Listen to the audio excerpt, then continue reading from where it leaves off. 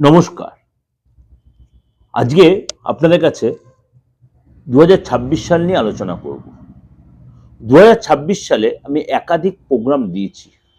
তা সত্ত্বেও আপনাদের একটু ভেঙে ভেঙে কিছু প্রোগ্রাম আপনাদের দিলে আপনারা অনেক বেশি উপকৃত হবেন। অনেকেই বলেছিলেন, দাদা এই সেক্টরগুলো যদি একটু বলতে পারেন বা বলে দেন তাহলে আমরা অনেক বেশি উপকৃত হব। বার্ষিক রাশিফলের সাথে তাহলে আমরা সেটা একটু দেখে নিতে পারব।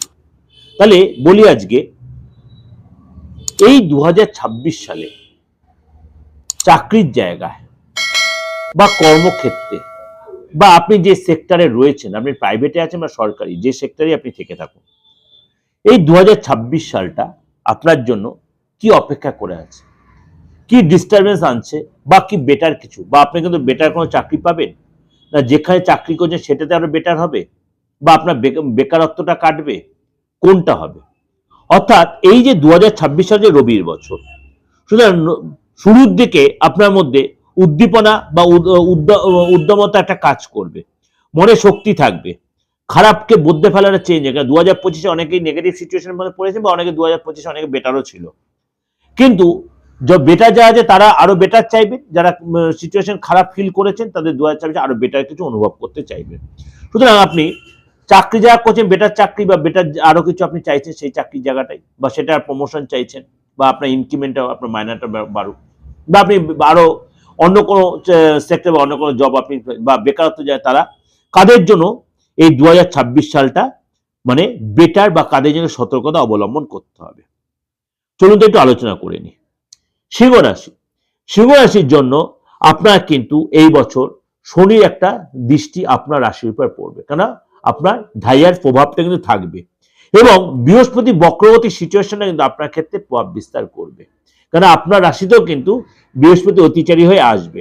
অর্থাৎ বছরের প্রথম ৩ মাস, অর্থাৎ আপনার জানুয়ারি, ফেব্রুয়ারি, মার্চ এবং এপ্রিলের প্রথম সপ্তাহটা আপনাকে কিন্তু সতর্ক থাকতে হবে, এবং আপনাকে কিন্তু এই সময় কিন্তু জানুয়ারি থেকে মানে কমে যাওয়াটা আপনার কিন্তু সতর্ক থাকবে, আপনার কিন্তু উন্নতি কিন্তু হবে, আপনার এক্সট্রা কোনো জব, এক্সট্রা কোনো সূত্র, এক্সট্রা ওয়েতে আপনি অর্থ লাভ করতে পারবেন, চাকরি পাবেন, আপনি একাধিক চাকরির যোগাযোগ আসবে, বা আপনি বিদেশি কোনো সুযোগ, বিদেশি কোনো লাভ এসব আপনি পাবেন, বা যারা বেকারত্বের দিন কাটাচ্ছিলেন এই সময় কিন্তু আপনার জব আসবে।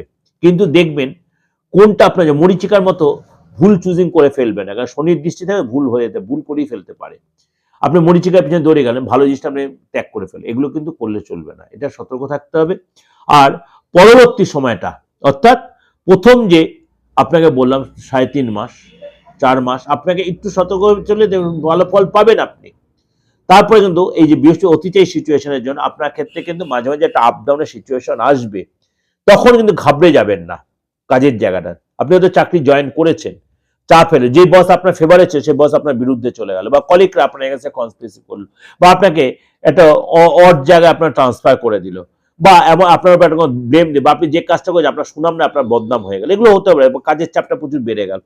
দুম করে চাকরি ছেড়ে না দিয়ে বা ক্ষুণ্ণ নয় কারোর সাথে কনসাল্ট করুন, আপনার বাড়ির কোনো হিতাকাঙ্ক্ষী বা আপনার অফিসে কোনো হিতাকাঙ্ক্ষী কারোর সাথে কনসাল্ট করবেন, বা আপনি এই সময় বা কোনো যদি অ্যাস্ট্রিম মেনে থাকেন, প্রোগ্রাম শুনে সবাই অ্যাস্ট্রিম মানে তা নয়, আপনি প্রোগ্রাম শুনেছেন, আপনি তাহলে কারোর সাথে কনসাল্ট, সেখানে আপনি উন্নতি করতে পারবেন। অর্থাৎ আপনি কোনো ডিসিশন নেওয়ার আগে তাড়াহুড়া না করে নিজে কারোর সাথে কনসাল্ট করবেন। এটা ওভারঅল একটা বললাম আপনাদের কাছে, অবশ্যই ভালো লাগবে। এটা কিন্তু আমি কারো ব্যক্তিগত হরোস্কোপ দেখে না, গ্রহ রাশির সিচুয়েশন অনুযায়ী, কেন আপনার রাশির অধিপতি হচ্ছে মঙ্গল, এবং আপনার জন্য শুভ গ্রহ হচ্ছে বৃহস্পতি। আপনার রাশির অধিপতি হচ্ছে মঙ্গল, আপনার 7.5 ফার্স্ট টেস্ট চলছে, এবং অতিচারী বৃহস্পতি অতিচারী অবস্থায় 3 বার আপনার এই মুহূর্তে মিথুনে রয়েছে, তারপরে যাবে কর্কট বা সিংহতে। অর্থাৎ এই যে মানে বৃহস্পতির সিচুয়েশনে থাকবে আপনার জন্য, সেটা আপনার লাইফে বিশাল প্রভাব বিস্তার করবে। সুতরাং জুন মাস থেকে নভেম্বর মাস আপনার জন্য কিন্তু অনেক বেটার কিছু ওয়েট করতে হবে, সেই সময় কিন্তু অনেক কিছু বেটার চিন্তা ভাবনা করতেই পারে। এর সাথে অবশ্যই আপনি বার্ষিক রাশিফলটা ফলো করবেন, অনেক কিছু আরো বেশি ক্লিয়ারিটি পেয়ে যাবেন। যাই হোক, ওভারঅল বললাম, ভালো থাকবেন, ভালো থাকলে অবশ্যই লাইক করবেন, শেয়ার করবেন, আর যোগাযোগ করতে হলে যদি মনে করেন বিশ্বস্ততা আছে তাহলে যোগাযোগ করতে পারেন। অবশ্যই আপনি আরো বেটার কিছু আপনার নিজস্ব ব্যক্তিগত জায়গাটা অনেক বেটার কিছু আপনি তৈরি করতে পারবেন।